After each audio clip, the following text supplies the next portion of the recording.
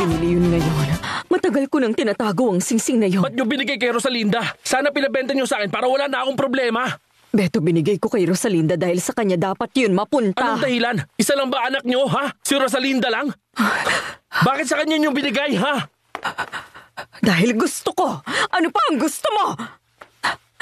Iwan mo muna ako. Magpapahinga ako. Yan, ganyan.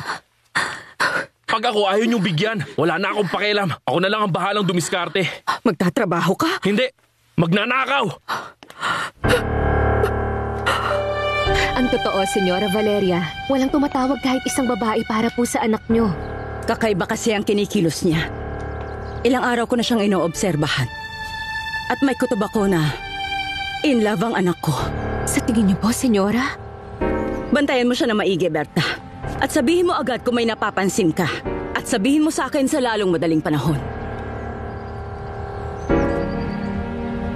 Huwag mong gagawin yun, Beto.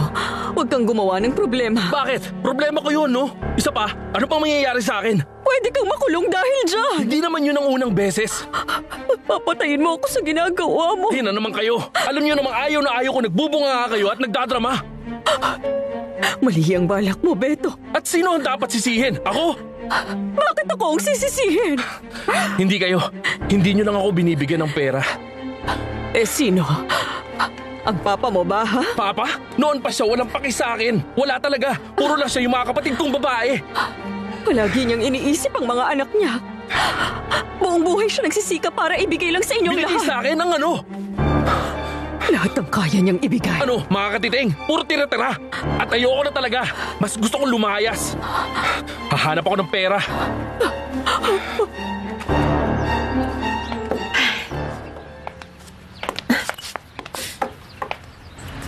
Hindi ko alam na pupunta ka. Abala ko. Napakaraming pinapagawa sa akin. Pero hindi pwedeng hindi i-deliver itong mga bulaklak. At hindi rin pwede na hindi tayo magkikita araw-araw. Pero hindi rin pwede. Anong gagawin mo pagkatapos? Kailangan kong bumalik sa tindahan ng mga bulaklak. Bakit? Gusto ko sana maglibot tayo. Ayaw mo ba, ha? Kasi, ang totoo, gusto ko rin naman. Pero may trabaho pa ako. Pwede mo namang sabihin na marami kang ginawa dito kaya ka natagalan. Kung sa bagay, sige. Pero gaano ba tayo katagal maglilibot, Fernando Jose? Hindi ko alam. Siguro 1 oras. Ano? Ayaw mo? Oo na, sige na nga. Payag na ako. Maglalakad ba tayo? Gusto mong magkotse? Meron kang kotse? Sa may-ari yun ng restaurant pero pinapahiram niya. Sige. Pwede tayong pumunta sa Chapultepec. Gusto mo ba? Sige, gusto ko doon. Tara. Tayo na. Umalis na tayo.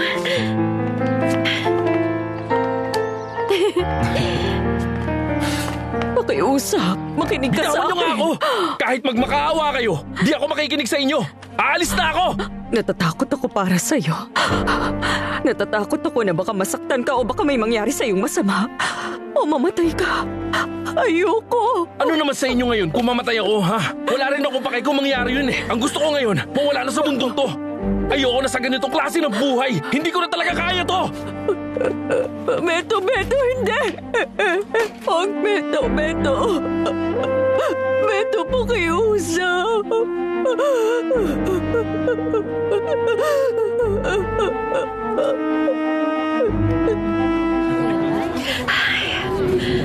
Napakasarap ng hangin dito.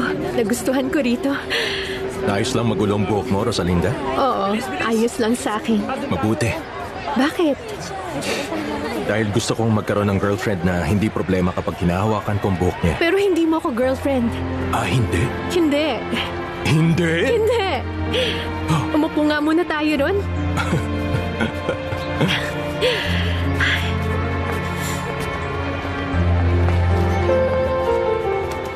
Sige, ano bang gusto mong pag-usapan natin? Kahit anong gusto mo. Wag. Kung ano na lang ang gusto mo. Sige. Tungkol sa pamilya mo. Ang pamilya ko. Nako, ang totoo, malaking pamilya kami. Ang parents mo, buhay pa? Oo. Yung sa'yo, Ang mama ko na lang. Matagal na panahon nang patay ang papa ko. pasensya na. Meron ka bang mga kapatid? Wala. Ikaw? Meron. Meron akong kuya at 2 kapatid na babae. Isa ate ko at yung isa naman bunso. Kailan mo ako sasama sa inyo para makilala sila? Ay, baka kapag magaling na ang mama ko. Ngayon kasi meron siyang sakit.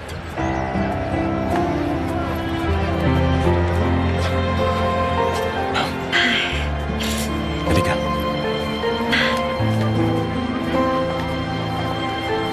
Hindi pa pala tayo magkarelasyon? Hindi. Hindi? Hindi. Hindi? Hindi. Hindi.